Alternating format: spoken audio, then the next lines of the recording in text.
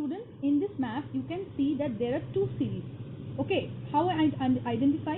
In the last class I have told you that the first one, as because here the parallel, here the contour and the beds are parallel to each other, so we can identify these first two beds are horizontal.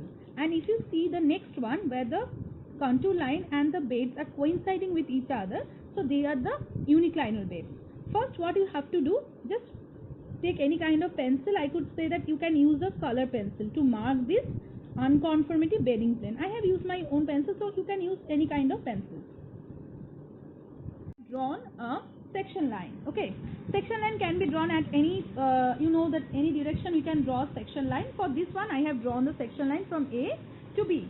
Okay, so what I am doing, I am just taking the length the same way I have using the strip, and I am taking the strip, all the contour points I have first taken. First work is to take the contour. So you know how to draw the profile, so I have drawn the profile. Okay,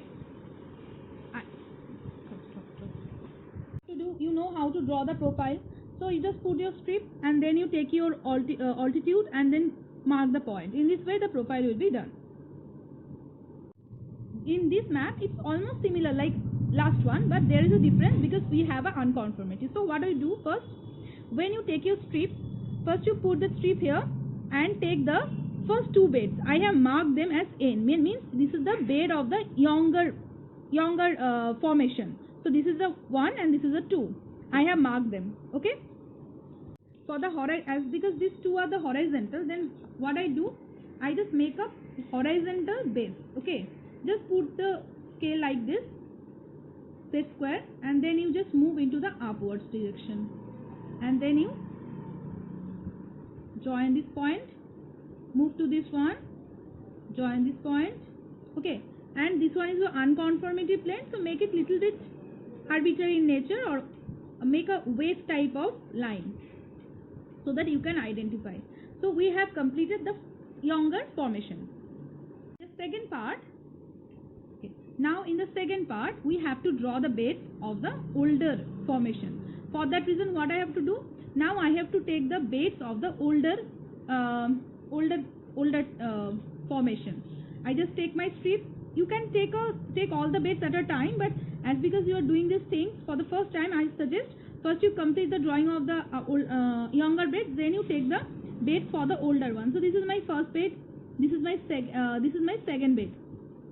Then the same process, as because this is uniclinal, you just need to put the strip here, take the two beds. One is in this point one will be, and the second one will be at this point. Okay.